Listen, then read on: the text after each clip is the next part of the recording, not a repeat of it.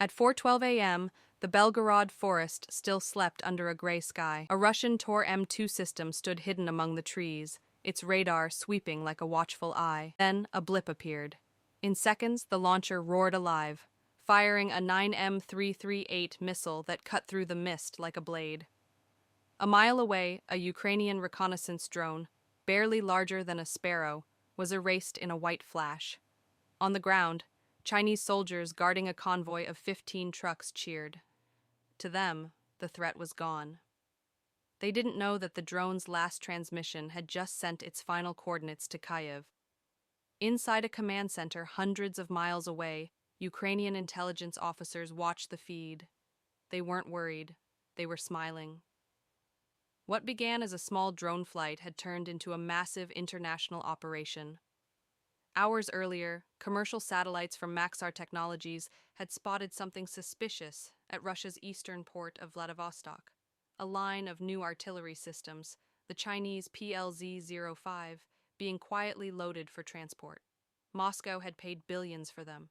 These weren't just guns, they were the weapons Russia believed could finally smash through Ukraine's defenses. As the convoy moved through Belgorod, small Switchblade drones shadowed it from above, invisible at 10,000 feet, feeding data through Starlink.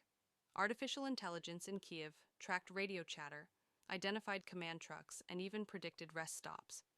The entire mission now rested on timing.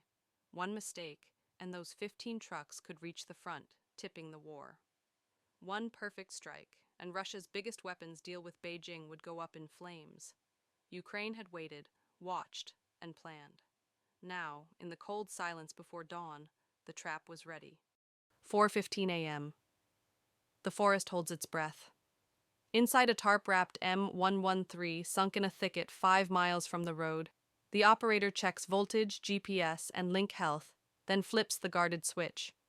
Motors whine in a rising chord. 25 FPV drones leap like startled swallows and scatter. None take the same lane. Altitudes wobble, headings drift, speeds pulse. The pattern looks like luck, but it's code. The phantom swarm, chaos painted on a grid. On a mobile radar track a mile away, the Tor M2 watches a smear of flutter that reads like weather. The algorithm yawns. Not a target, not a threat. Clutter. In the convoy, shoulders drop. In the carrier, eyes narrow. Each dot means a truck. Lead cargo, gun truck, command van with the extra whips, fuelers riding rear, and the heaviest silhouettes, brand new barrels under tarps. The operator tags priorities and pushes 5 drones to high watch. 10 skim treetops. 10 more ride the ditch and the power line cut, slipping through invisible windows in the grid. He can feel the ground through the sticks, frozen ruts, culverts, the damp drag of low air. The plan is to touch nothing until the last possible second, and then touch everything at once. It only works if the air stays quiet. Then the wash arrives. A gritty hiss floods his headset, and 3 tiles smear into blocks. He knows the sound. Orlan-10, pushing broadband. The hunter becomes the thing being herded. He hands the 3 sick birds to autonomy and shaves altitude on the rest, slipping under the worst of it. 2 ridgelines away, a Spetsnaz team shoulders an LPD-801. No muzzle flash, no bang, just a tight cone that bites 3 links and snaps them dead. 3 lost, he says, calm the way you learn to be after counting losses for months. Outside, diesel rattles. Inside, clocks get louder. The convoy reacts. Orders crackle. Engines punch. Headlights stay cold. But the line surges to 40 and tries to stretch. Orlan cameras rake the treetops. The Tor slews, looking for something with a steady gait. The operator keeps the swarm dirty. No straight lines, no rhythm. He tosses a single loud bird high to draw attention and lets the others skate under branches.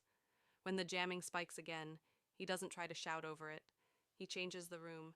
He changes the game instead.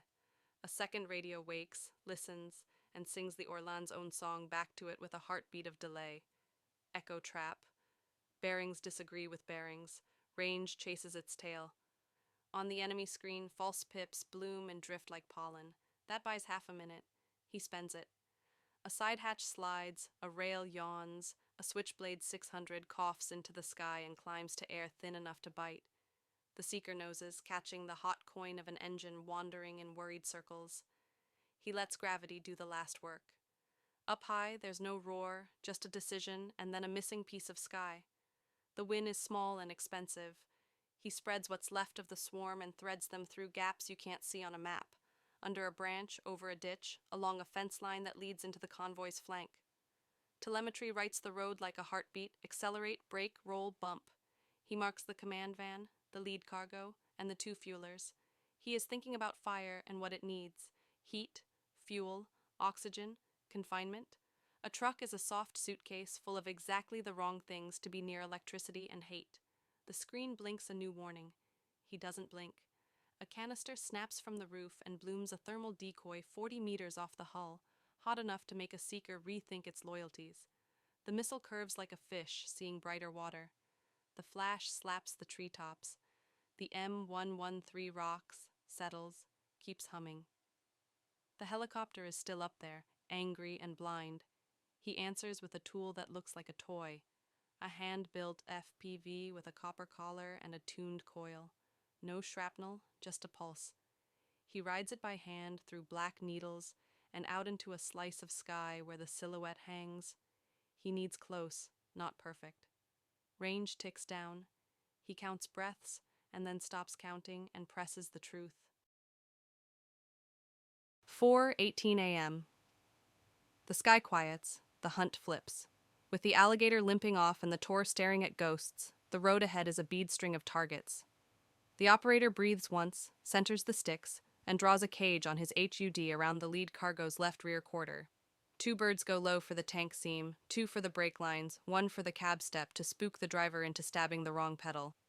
He doesn't need hero shots, he needs geometry. Diesel sits in long, thin cells. Shock travels in planes. Pressure looks for seams.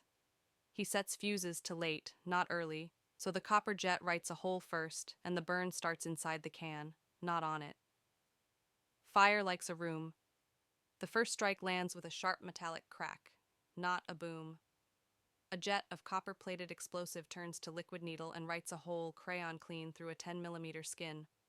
A 0.7-second delay lets the jet finish its letter. Then the main charge shears and lights. For a blink, the universe inhales. Then the tank rolls inside out, mist turning to torch. The driver's door flies open like a reflex, and the cab empties into gravel. The blast lifts, seeks air, finds tarp, finds straps turned to whips. Canvas becomes lampshade, steel becomes bell. The column feels it in their feet. Behind it, a gun truck swings wide. An FPV kisses the knuckle of its hitch. Not much explosive needed there. Physics does the rest. Trailer slews, yanks, bites ditch, tips. Barrels under canvas roll and bang, then settle like sleeping animals. The convoy tries to lengthen, gap out, but the forest squeezes every attempt. Another drone knifes under the axle of a fueler and leaves a thumb-sized hole that sprays a glittering arc. Night wind does what it always does, carries scent and lays a fuse you cannot see. The operator marks the glisten and sets 2 birds to wait. The command van is the loudest mind in the column, and he wants it quiet. He tasks 2 birds to its roof for antennas, and 2 to its flank for generator vents. An EW mast tries to fold. He nails the hinge. The van barks orders that turn into fragments as cables part and power hiccups. In the confusion, a Chinese escort team tries the clean answer: fire discipline and fields of fire. But where do you shoot at flies that come from 3 heights and 6 angles? Muzzles snap and flash, tracers buzz, rounds take bark off trees and chase echoes. The Tor finally wakes to the wrong reality. It catches one FPV clean in its gate and hurls a missile at it. The intercept is flawless and useless. The drone was a decoy riding high and loud. While smoke curls and the radar crew congratulates physics, 6 low riders slip under the lobe and take positions beside things that go bang when you tap them. The operator's voice is almost bored as he calls it in for the log. Fueler 1 hold, trailer 2 disabled, command antennas cut, primary cargo marked. Calm is a weapon, panic is a fuse. He saves 3 birds for patience. They loiter at 100 meters and watch patterns, hunting for a shape that means counterattack. A team pushing to the tree line with a tube on a shoulder, a glint that isn't due, a spark in a place spark shouldn't be. When a squad stacks behind the second fueler, he threads a drone through black exhaust and puts the charge at knee height behind the front tire. The wheel becomes a flail, the squad becomes motion and then stillness. Cruel work, necessary work. The convoy's wheel starts to crack along with its parts. 4:19 a.m. The forest joins the fight. Flames eat resin, bark pops, sap becomes steam and writes tiny white ghosts. Heat plumes climb and dance, confusing any late sensor trying to make clean sense. That's by design. The operator drags 2 drones up to lighthouse height and lets them orbit, recording everything for the after action. He taps a script that scrapes Russian comms in the open, turns call signs into tracks, and paints a dotted line toward a clearing that smells like a rally point. He puts a bird over it, just in case courage arrives late. He adds a lesson to the ledger. Tanks scare people. Logistics wins wars. Every rocket, shell, and bullet rides a truck before it rides anything else. Tonight is a math problem with diesel and minutes. Take away fuel and radios, and the meanest weapons become museum pieces. He doesn't hate the men in the convoy. He hates what the convoy would do tomorrow if it gets through. So he keeps counting. He keeps cutting. He keeps turning velocity into friction until the whole machine seizes. The sky goes orange behind the pines. When the smoke settles enough to see lanes again, he commits the second wave. Not a rush, a harvest. Birds cycle batteries and brains, swapping roles. Scouts become strikers. Strikers become sentries. He takes the long view and leaves 2 intact trucks untouched on purpose, noses pointed toward the only exit that isn't burning. Fear will drive them there, and the road will funnel them past a culvert he seeded 15 minutes ago with a palm-sized gift. Strategy is sometimes letting an enemy make the choice that hurts him most. 4:21 a.m. The swarm tightens on command. Not a dive yet. A noose. 22 icons hold stations while the operator checks wind, adjusts drift, and reorders targets. The command van limps. A fueler bleeds. A howitzer trailer blocks half the road. He could end it with a rush, but timing matters more. One high bird slides downrange to watch for reinforcements. Another stares at the tour and counts its cycles. Patience is a weapon. The first push starts at the edges. 4 drones pinch the rear, hitting tires and caps in pairs so drivers hear 2 problems at once. 2 more run the ditch water, hop the lip, and stitch the lead truck's tank and lines. The van's generator coughs. Radios dip to silence and rise weak, a dying flashlight. Heat mirage wobbles the road. The team in Kiev watches 3 feeds at once and speaks only when numbers change. When he finally calls collapse, it is math. Birds roll to terminal like coins down a funnel. Impacts zip the column. Metal crack, white flare, shove of pressure, a beat of shouting, then the slow roar of things that were never meant to burn deciding to burn anyway. Trees take the light and throw it back in greens and golds no dawn could make. He logs percentages and fuel states because habit holds even while the world turns to noise outside a steel box. He keeps 1 drone for mercy. It hovers over the roadhead and watches for men who run the right direction, toward dark and away from fire. He does not chase them. The mission is hardware, not bodies. When the tour finally slews to matter, its crew finds only the high decoy left for them. The real work has already stripped the convoy's muscles from its bones. By 4:23 a.m., the only movement is heat and the rare, quiet figure disappearing into brush. In carrier, operator exhales, resets links, and sends check to Kharkiv. Objectives neutralized, route denied, recording, exfil open.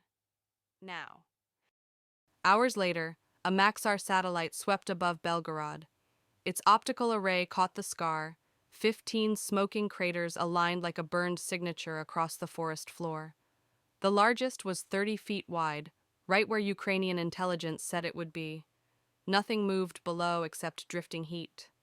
The $70 million convoy was gone, erased as if it never existed. The strike's impact reached far beyond the blast zone. Within hours, Russian command networks across Belgorod crackled into silence. The EMP pulse from the drone and the loss of the command vehicle collapsed communications for 72 hours. Units along the border waited for orders that never came. Next came the guns.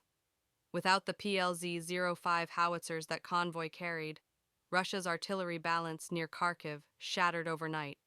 Ukrainian batteries pushed forward, firing without fear of overwhelming counter-barrages. Ground once lost began to move back under blue and yellow flags, and then came fear. In Moscow, generals stared at satellite images of Chinese-made weapons turned to twisted metal and ash.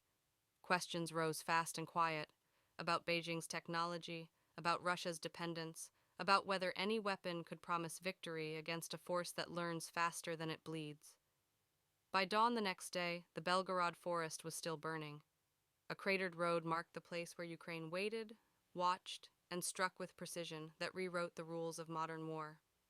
If you found this breakdown gripping, hit the like button. Share it so more people see how ingenuity and timing